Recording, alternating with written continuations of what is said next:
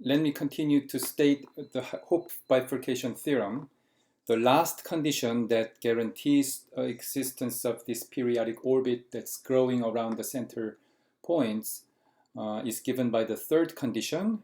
It's related to the high order behavior of the Taylor series as we saw in the example.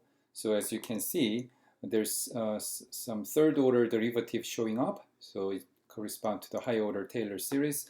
And that following combination has to be non-zero at the bifurcation point at the origin for the Hopf bifurcation to happen.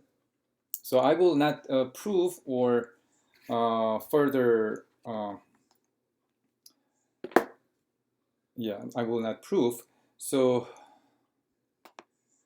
you can use this theorem, for example, when we have this Selkov equation that we saw seems to have this Hopf bifurcation happening. We can use this proof to show the existence of Hopf bifurcation. We just have to calculate all this coefficient alpha 0, beta equals beta of 0, and this complicated A, the coefficient which is obtained by higher order partial derivative, and show that it's non-zero, then that's using the theorem, that's the proof of the existence of Hopf bifurcation. But I will skip those things. Now I will start a new topic. Just actually, I will introduce another example, famous example, so, which is called van der Pol equation in some detail. This is the equation that equation found by the physicist van der Pol, and it describes some oscillation in electronic circuit. So you will see the oscillation as a solution. Important thing is there will be, we will look at certain limit where two different time scales show up. So to describe this oscillation in certain limit, we need to consider microscopic time scale and the slow time scale. I would say rather the fast time scale and the slow time scale. Let me start with the most basic oscillator that is introduced in the physics, maybe the oscillator done by the spring. Spring has the spring constant K, which often represented by K, and the location from the center is represented by X. So it's one-dimensional dynamics, and the motion of the spring is governed by the following Newton's equation.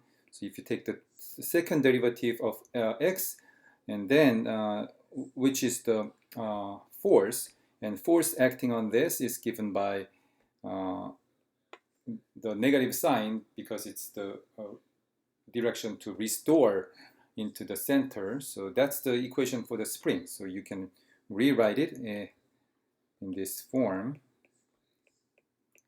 That's the equation for the ideal spring. This will oscillate forever, which you cannot see in the real world because there's actually a damping term. Damping term is something that reduce the energy, and it's given by certain linear function of the velocity. Now you will have oscillation that disappears in time, and similar equation is in the also electronic circuit. If you have a resistor and also resistor and inductor, which is the coil just spiraling the coil, and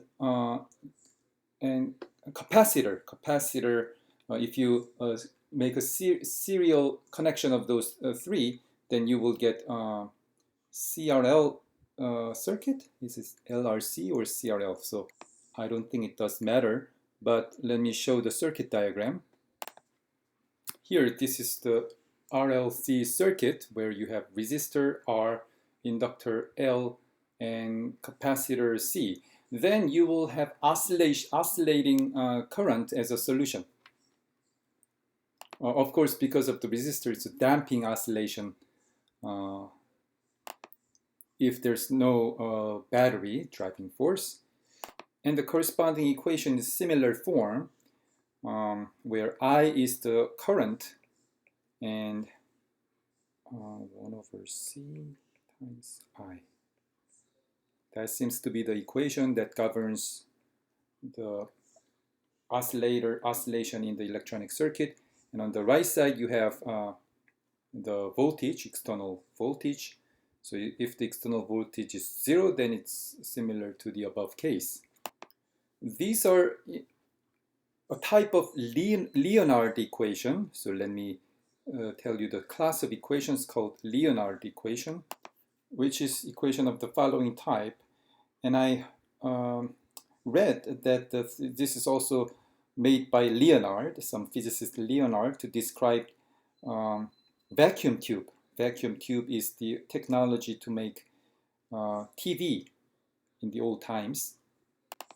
And still these days, some audiophile who is very interested in getting a great speakers, they still use this kind of vacuum tube instead of electronic typical speakers. So it seems it's still, you can still buy them. Anyway, mathematically, all we need for Leonard equation is the fact that this one-dimensional dynamics can be made into two-dimensional dynamics using the Leonard transformation that Leonard founded. So let me describe the Leonard transformation. So let capital F of x to be the antiderivative of the small f of x. So if you take the derivative of capital F, you will get small f. Then you notice this first two term is given by the derivative of the following. So x plus capital F of x. If you take the derivative, then, f dot. If you take the derivative first term, you will get the second derivative of x. And the second term, if you use the chain rule, then you will get the term small f times x dot. So you can rewrite in this form. And the Leonard transform is to define this combination as another variable. And as a result, you obtain a new system of equation where from this equality, x dot is given by y minus f of x, and y dot is from the equation, it's given by minus g of x. So you get this new two-dimensional dynamical system. Before moving on, let me mention one more thing about the Leonard equation. There's a Leonard theorem, which I just show in the Wikipedia page, that with certain conditions, that this Leonard equation system has single stable limit cycle surrounding the origin.